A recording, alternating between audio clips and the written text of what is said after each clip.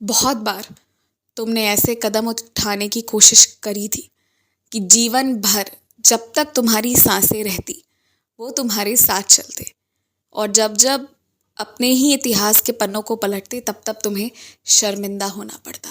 तब तब तुम्हें डर भी लगता कि यदि परिवार वालों को पता चल गया तो क्या होगा। और ऐसे जगहों पर मैंने तुम्हें बचाया है कई बार।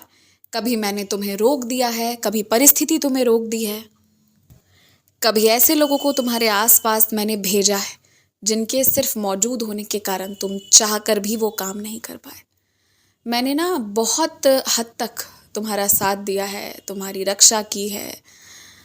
तुम्हारे साथ गलत तो हुआ है, ये मैं मानता हूँ, लेकिन तुमसे गलत होने से मैंने बहुत हद तक रुकवाया है। और बाकी जो हुआ भी है ना तुमसे, जो गलतियाँ हुई हैं तुमसे, वो ये मान लो कि अगर वो नहीं हुई होती ना तो तुम जो वर्तमान में जिस तरह के बन गए हो ऐसे नहीं बन पाते।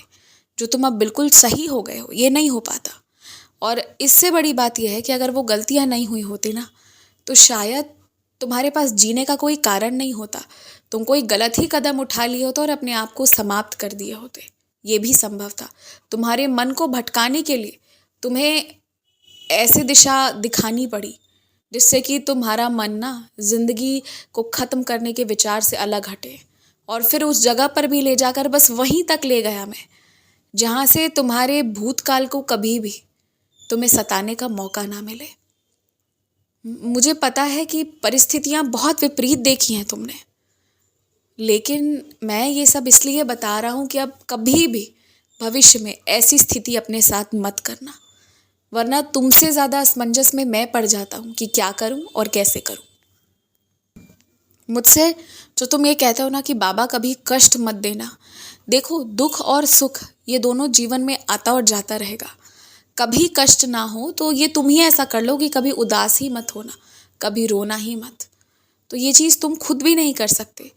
तो ये मत कहो कि कभी कष्ट मत देना, बल्कि ये कहो कि बाबा हमेशा संग में रहना, मेरे परिवार को खुश रखना, मेरी तरक्की कराना। इतना ही मांगो ना, इसी में सब कुछ है।